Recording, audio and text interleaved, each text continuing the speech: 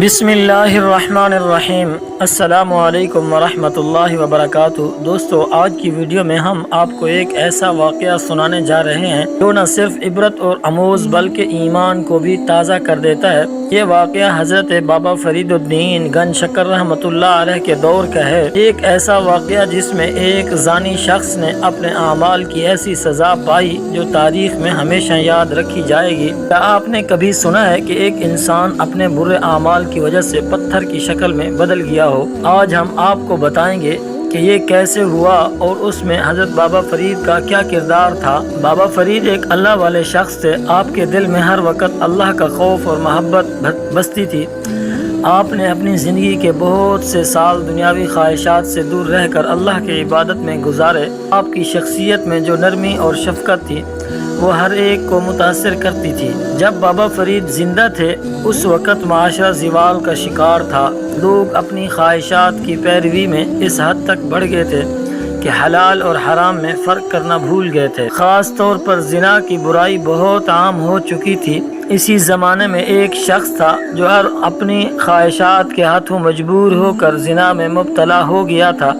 اس کی زندگی کا مقصد صرف اپنی نفسانی خواہشات کی تسکین کرنا تھا۔ وہ شخص اس قدر گناہوں میں مبتلا ہو چکا تھا کہ اس کے دل سے گناہ کا احساس بھی ختم ہو چکا تھا۔ حضرت بابا فرید کو اللہ نے وہ علم اور بصیرت عطا کی تھی کہ آپ لوگوں کے دلوں کے حال جان لیتے تھے۔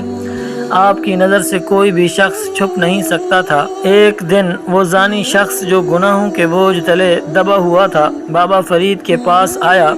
اس نے سوچا کہ بابا فرید بھی ایک عام انسان ہے اور وہ ان کے سامنے اپنے گناہوں کو چھپا لے گا۔ لیکن جب وہ شخص بابا فرید کے سامنے آیا تو بابا فرید نے اسے غور سے دیکھا اور کہا، اے شخص، اے اللہ کے پیارے، تمہارے چہرے پر گناہوں کے نشان صاف نظر آ رہے ہیں۔ تمہارے دل کی حالت اللہ کے سامنے عیاں ہے۔ اب بھی وقت ہے، توبہ کرو ورنہ اللہ کا عذاب نازل ہو سکتا ہے۔ اس سے توبہ کر لو ہمیشہ ہمیشہ کے لیے۔ اللہ تمہاری دنیا کو بھی آسان کر دے گا اور تمہاری آخرت کو بھی بنا دے گا۔ وہ شخص بابا فرید کی باتوں کو سن کر حیران ہوا، لیکن پھر بھی اس نے اپنی ضد برقرار رکھی۔ شیطان کا اس پر بہت زیادہ غلبہ تھا جس کی وجہ سے بابا فرید کی باتوں نے ان کو متاثر تو کیا لیکن اس پر حاوی نہ ہو سکیں، اس کو توبہ کی توفیق نہ ہو سکی۔ اس نے توبہ کرنے سے انکار کر دیا اور بابا فرید کی باتوں کو نظر انداز کر دیا۔ بابا فرید نے اس شخص کو آخری بار تنبیہ کی اور کہا، اگر تم توبہ نہیں کرو گے تو اللہ کی طرف سے تم پر ایسا عذاب بھی نازل ہو سکتا ہے کہ تمہیں اپنی زندگی پر پچھتاوا ہوگا۔ مگر وہ شخص اپنی ضد پر قائم رہا اور اس نے توبہ کرنے کی سوچی ہی نہ کہ میں توبہ کر لوں۔ بابا فرید کی منت ترلے کرنے کے بعد بھی وہ شخص اپنی گندی مرض سے باز نہ آیا۔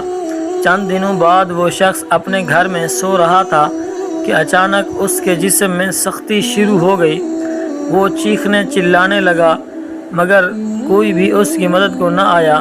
وہ ادھر ادھر بھاگتا گیا اور باہر نکلتا گیا، کہیں طبیب کے پاس چلا جاؤں اور اس کو اپنی صورتحال بتاؤں کہ میرے ساتھ یہ کیا ہو رہا ہے، تو کہیں سے کوئی طبیب بھی اس کو نہ ملا۔ اللہ نے شاید میسر ہی نہ کیا ہو، تو وہ بھاگتے بھاگتے ادھر ادھر بھاگ کر پریشان ہو کر پھر واپس گھر آیا اور آ کر لیٹ گیا اور چیخ رہا تھا، چلا رہا تھا۔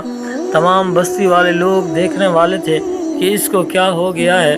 ایک بندہ چلا گیا بھاگ کر کہ بابا فرید کے پاس چلا جاؤں، یہ سارا ماجرا اس کو بتاؤں۔ تو وہ شخص جب بابا فرید کے پاس پہنچا اور بابا فرید کو بتایا، بابا فرید کے آنے سے پہلے ہی وہ شخص، اس کا جسم پتھر میں تبدیل ہو گیا تھا، وہ پتھر کی شکل بن چکا تھا۔ وہ شخص ہمیشہ کے لیے پتھر کی شکل میں بدل گیا اور اس کا انجام لوگوں کے لیے عبرت کا نشان بن گیا۔ بابا فرید نے آ کر جب دیکھا بہت ہی پریشان ہوا کہ آپ کا ایک امتی، میرے نبی حضرت محمد صلی اللہ علیہ وسلم کا ایک امتی ہمیشہ ہمیشہ کے لیے ناکام ہو گیا، تو آپ کو بہت ہی دکھ ہوا اور بہت ہی پریشان ہوئے۔ لیکن فرمایا کہ میں اب کچھ نہیں کر سکتا، جو کچھ اللہ چاہتے ہیں وہ کر سکتے ہیں بندوں کے چاہنے کے علاوہ۔ جو بندے چاہتے ہیں اس میں اگر اللہ کی چاہت ہو تو وہ چاہت پوری ہو جاتی ہے، ورنہ جو اللہ چاہتے ہیں ہوتا وہی ہے۔ بابا فرید نے کچھ ایسے کلمات کہے جذباتی، لوگ بہت ہی سن کر حیران ہوئے۔ لوگ اس واقعے کو دیکھ کر اللہ کی قدرت اور بابا فرید کے کرامات کے قائل ہو گئے۔ یہ واقعہ ہمیں بتاتا ہے کہ زنا ایک بہت بڑا گناہ ہے اور اس کی سزا بہت سنگین ہو سکتی ہے۔ اللہ کی نافرمانی کرنے والوں کے لیے دنیا اور آخرت دونوں میں سخت عذاب ہے۔ اللہ تعالیٰ سے کبھی بھی کسی انسان کو بغاوت نہیں کرنی چاہیے، اور زنا جو ہے یہ ایک فنا ہے۔ زنا ایک فنا کے طور پر ہے دنیا کے اندر بھی۔ جو بندہ بھی دنیا کے اندر زنا میں مبتلا ہوتا ہے اس پر فنا آ جاتی ہے، دنیاوی لحاظ سے بھی اور آخرت کے لحاظ سے بھی۔ ساری دنیا اور جہان سے وہ فنا ہو جاتا ہے۔ میں آپ کو تھوڑی سی اپنی بات عرض کر دوں کہ میرے والد صاحب فرماتے ہیں، ہمیشہ ہمیں بتاتے رہتے ہیں، فرماتے رہتے ہیں، ہر برے عمل کا نتیجہ ملتا ہے اور ہر اچھے عمل کا نتیجہ ملتا ہے۔ جو بھی بندہ برا عمل کرتا ہے، جب بھی کوئی برا عمل کرتا ہے اس کا نتیجہ اس کے سامنے آتا ہے، اور جو بھی بندہ اچھا عمل کرتا ہے اس کا اچھا نتیجہ سامنے آتا ہے۔ تو اس لیے جو بھی اپنے جسم سے ہونے والا عمل کریں وہ اچھا کریں تاکہ آپ کا نتیجہ بھی اچھا آ سکے۔ اسلام نے زنا کو سختی سے منع کیا ہے اور ہمیں اپنی زندگی میں ہمیشہ پاک دامنی اختیار کرنے کا حکم دیا ہے۔ یہ واقعہ ہمیں یہ سبق دیتا ہے کہ اگر ہم اللہ کے احکامات کے خلاف ورزی کریں گے تو اس کا انجام برا ہوگا۔ ہمیں ہر وقت اللہ سے توبہ اور استغفار کرتے رہنا چاہیے۔